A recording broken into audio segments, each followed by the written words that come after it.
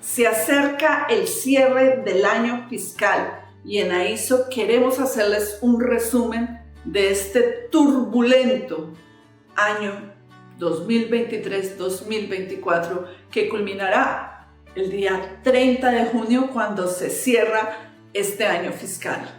Muchísimos cambios migratorios que afectaron a los estudiantes internacionales, pero detrás de esto hay una fachada política, una fachada de crisis económica, una fachada de un anuncio a una recesión en Australia o una fachada de simplemente no darle la importancia y la relevancia que merecen los estudiantes internacionales, reconociéndoles la gran contribución que hacen a este país. Bienvenidos a este video informativo sobre el resumen de los cambios migratorios que han puesto a temblar a más de uno y que hicieron de este año fiscal un año demasiado turbulento. Iniciemos. Con la llegada del periodo fiscal 2023-2024, a partir del 1 de julio se presentaron muchos anuncios. Uno de los primeros anuncios es que los estudiantes ya no podrían trabajar tiempo completo, sino que deberían devolverse a su jornada laboral tiempo limitado o work limitation, como dice la condición de visa, y que estarían limitados a trabajar tan solo 24 horas por semana. Por supuesto, esto causó una gran preocupación para los estudiantes quienes se enfrentaban al mismo tiempo a la inflación que se estaba viviendo en Australia. Y a esto le sumamos que el gobierno también anunció no más COVID Visa, por lo tanto se cerró el programa COVID Visa y dieron unos plazos de hasta 6 meses para que los estudiantes legalizaran su situación, para que los empleadores estuvieran notificados de este reajuste frente a las medidas de las condiciones laborales de los temporales en Australia, y esto nuevamente causó revuelo en la comunidad estudiantil. ¿Y por qué causó revuelo? Porque en algunos casos, y nos atrevemos a llamarlo, nos están sacando de una zona de confort. Estábamos acostumbrados a trabajar tiempo completo, a no asistir a clase y ¡boom! Llegó el gobierno e hizo otro anuncio que fue que teníamos que retornar a las clases presenciales y no a las clases online, y que sumado a esto tendríamos que cumplir con una asistencia y con un rendimiento académico mostrando progresión académica. De lo contrario, los colegios, quienes están auditoriados, estarían obligados a reportarnos, a cancelar COEs y notificarle al Departamento de Migración. En julio también ya se escuchaban rumores sobre los cambios frente a la declaración o a la carta de intención del estudiante internacional. Y se escuchaban rumores porque no habían dado la noticia oficial, a pesar que la propuesta se había puesto sobre la mesa el 1 de marzo del 2023, cuando se le pidió al Departamento de Home Affairs que revisara cuidadosamente las preguntas y el objetivo principal de esta declaración juramentada. Y fue ahí cuando decidieron cambiarlo de GT a GST, pero no les funcionó la figura. Uno, porque generaba confusión frente al GST, que es un impuesto de declaración en Australia, y que tampoco tenía un contexto porque esto traducía el Genuine Student Test. Pero ¿qué nos están evaluando si nosotros somos estudiantes internacionales? Y de ahí surgió a finales de año el programa GS Requirement, que está dirigido netamente a demostrar el concepto de genuinidad académica de los estudiantes internacionales, y no el concepto de genuinidad frente a su intención de permanecer temporalmente en este país. Aclarando que porque se llame ahorita GS, no están concentrados en mirar cuáles son las razones de amarre para retornar a su país de origen, porque la visa de estudiante 500 sigue siendo un ingreso temporal a Australia. Con el anuncio del GS se puso en tela de juicio si era necesario presentar la carta de intención, particularmente como profesional. Con más de 18 años de experiencia en la industria de la educación, me atrevería a decir que esta declaración no tiene argumentos propios para ser defendida. Y la razón es porque si las negaciones de visa se están dando por falta de soporte, por falta de evidencia, por falta de demostrar, de explicar, ¿dónde más lo explica usted si es que el Departamento de Migración o las embajadas correspondientes nunca nos entrevistan? La única forma de mostrar nuestro concepto de genuinidad a un oficial consular quien recibe miles de aplicaciones todos los días es un documento, es una declaración. Y no lo va a hacer usted en el GS, que ya les voy a explicar la diferencia, en el GS donde usted solamente tiene para escribir 100 palabras, menos de 100 palabras y no más de 1000 caracteres. ¿Cómo va a decir ahí lo que usted quiere hacer y todos sus planes? No alcanza el espacio, es muy reducido. Usted necesita explicarlo en forma ordenada, contestando cada uno de los puntos definidos dentro de un concepto de genuinidad en Australia. Recuerde que cuando usted está postulando a una visa en Australia, usted se tiene que concentrar en dos cosas: el concepto de genuinidad, que es suyo, y el concepto de elegibilidad, que es del Departamento de Migración. Lo explico. El concepto de genuinidad es todo lo que usted tiene, su edad, su nacionalidad, su profesión, lo que es usted. Por eso, esa es la primera pregunta: descríbase usted. Y la segunda parte es el concepto de elegibilidad. ¿Es usted un estudiante genuino basado en la ley? ¿Es usted una persona que lleva menos de 5 años en Australia? ¿Es usted una persona que está cambiando de una visa a la otra? ¿Y qué ley lo perjudica o lo favorece? Porque la ley nos perjudica y nos favorece en ciertos momentos. Entonces hay que defender muy bien su concepto de genuinidad cruzado con su concepto de elegibilidad. Ahora vayamos a dos palabras claves. ¿Por qué el GS es muy diferente a la carta de intención? El GS es la declaración juramentada que debería hacer usted, no su agente de educación ni de migración. Uno es un delito, porque ¿cómo su agente de educación va a declarar por usted? Pues no tiene tampoco sentido. Entonces, el GS son palabras suyas con un marco jurídico migratorio, por supuesto, profesional, y que se ve mucho más convincente y resumido, es diferente, pero esta declaración es suya. Y en esta declaración se hace un pequeño filtro con el Departamento de Migración. Y ahí, obviamente, en forma muy resumida, hay que explicar muchas de sus razones, condiciones, etc.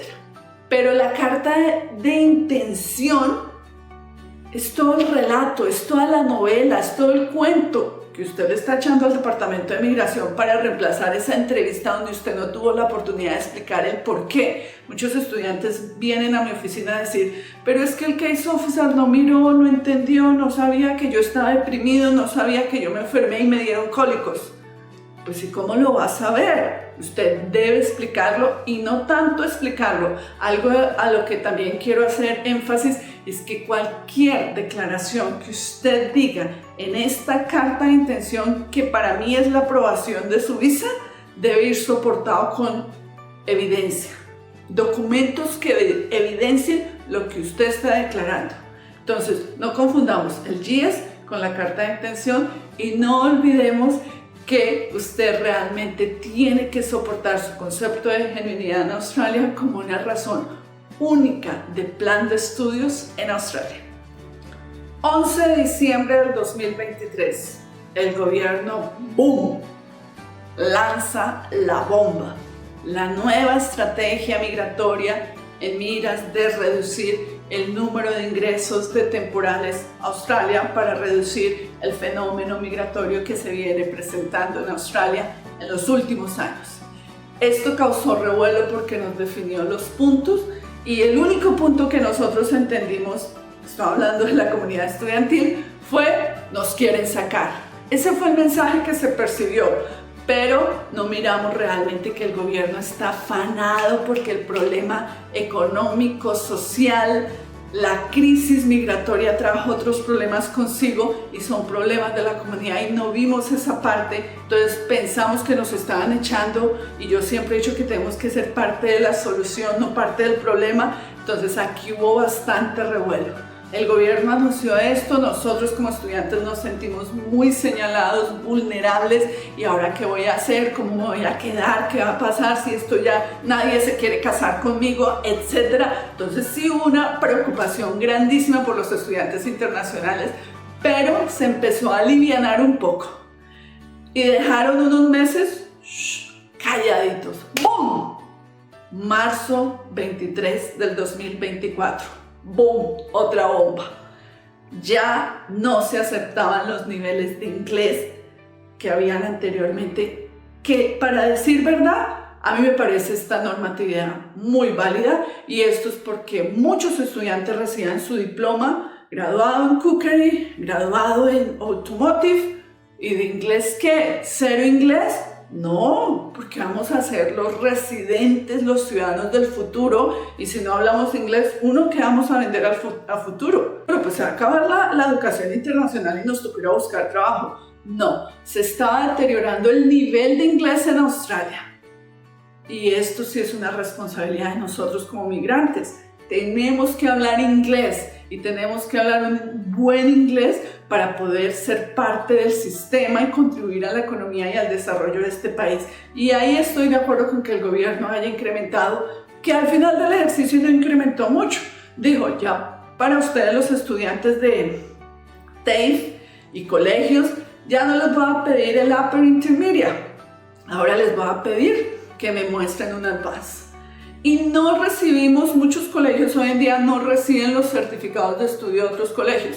Presénteme el Placement English Test y ahí yo puedo determinar realmente si usted necesita hacer más semanas de inglés para vincularse a mi programa o presénteme el IELTS. Y si usted va para una universidad a hacer un programa de pregrado o posgrado, simplemente me debe demostrar un IELTS de 6.5, que es un puntaje bastante alto, y para áreas de la salud 7 como mínimo. Y esto pone en aprietos a los estudiantes porque durante años uno de los mayores problemas es que los estudiantes no han querido mejorar su nivel de inglés y se vio durante la pandemia. Se perdieron plazas migratorias porque muchos estudiantes no cumplieron con el requisito del inglés. Entonces aquí el gobierno sigue apretando y ¡boom! Que nos zampan otra bomba. ¿Y cuál es la siguiente bomba? Pues las personas que astutamente llegaron a Australia con visa de turista porque el sistema lo permitía. Es que si todo sistema es permisible, va a ser que algunos tomen ventaja, que es válido porque hay que ver las oportunidades y los caminos por donde se pueda llegar mucho más rápido. Y muchos ingresaron con esta visa de turista. Entonces el gobierno puso no federal stays, condición 8503 y ahí sí quedamos varados. Entonces, ¿esto qué hizo? Pero el gobierno lo hizo por una razón. Muchas de las personas que llegaron con visa de turista, uno, empezaron a trabajar ilegalmente.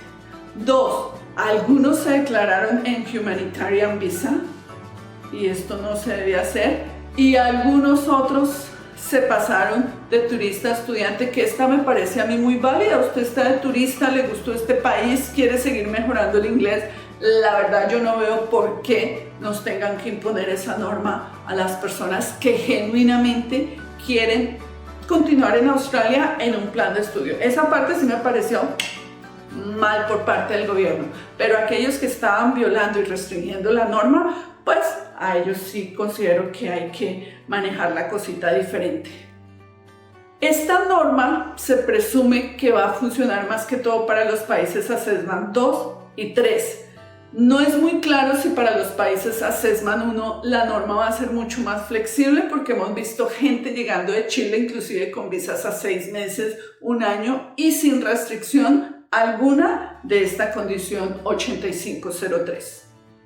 ¡Boom! Otra bomba que nos lanzan a las personas que hemos venido estudiando para al final obtener una graduate o postgraduate visa. Si usted es mayor de 35 años, Mire, tuki tuki lulú, porque la cosa se complicó. Hasta antes de cumplir sus 36 años, usted debe postularse a la Postgraduate o Post-Study Visa para poder adquirir ese Working Right. Pero aquí también quiero hacer un comentario. Durante años esta visa se empleó para que los estudiantes trabajaran en industrias que no fortalecían la economía y que no los incentivaba, los motivaba, los movía a seguir adquiriendo la experiencia laboral que se requiere para permanecer en Australia y ser parte de la contribución económica que tenemos que darle a la sociedad. Es decir, estamos haciendo oficios que no funcionaban. ¡Boom! El 8 de mayo, el gobierno emitió un comunicado de prensa donde nos anunciaba que a partir del 10 de mayo el dinero a demostrar había subido a $29,710 por persona, por acompañante $10,394 y por niño adicional $4,449. También el case officer podría exigir que se demuestre el año de escolaridad de los niños que vienen a estudiar en los colegios, más aproximadamente $2,500 por tiquete de retorno por cada uno de los postulantes. Estos cambios de capacidad financiera realmente afectan el bolsillo de la comunidad estudiantil y la posibilidad de poder cumplir con el sueño de venir a Australia. Bueno, y de ahí finalmente el gobierno, ¡pum!, otra bomba. Redujo las plazas migratorias para el siguiente periodo fiscal y la redujo en 5,000 plazas.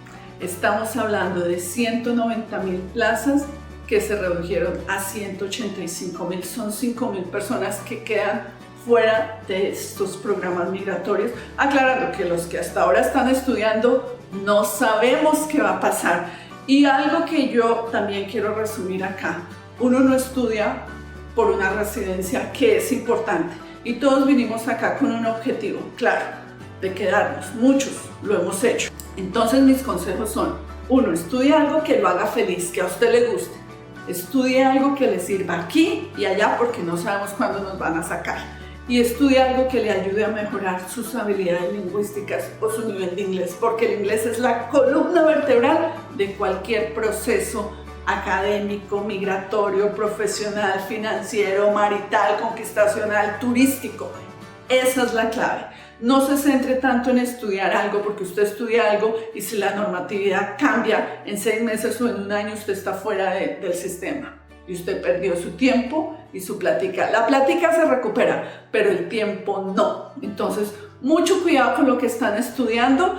Desafortunadamente, muchas instituciones, sobre todo las universidades TAFE y algunos colleges, no quieren saber nada de los estudiantes que están en COVID visa, porque dicen que se consideran de alto riesgo y que el gobierno va a empezar a negar visas. Eso dicen.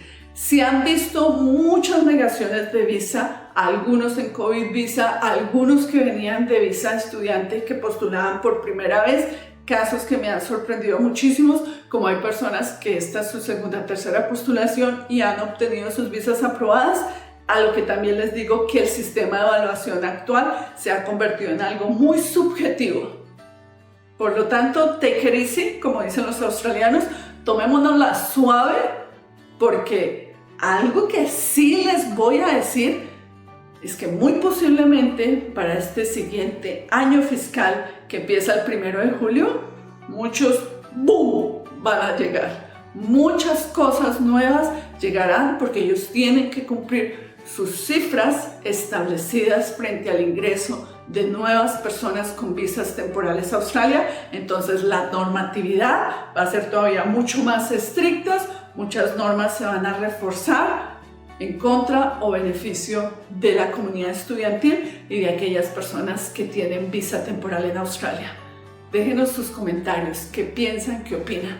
Si ustedes quieren obtener más información de lo que pasa en Australia, quieren asesorías con agentes de migración, consulte sus asesores AISO. Aquí siempre estamos para atenderlos.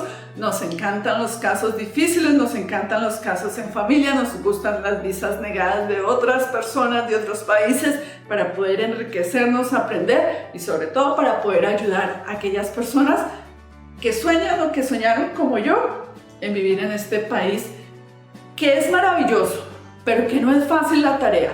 Este recorrido no es fácil.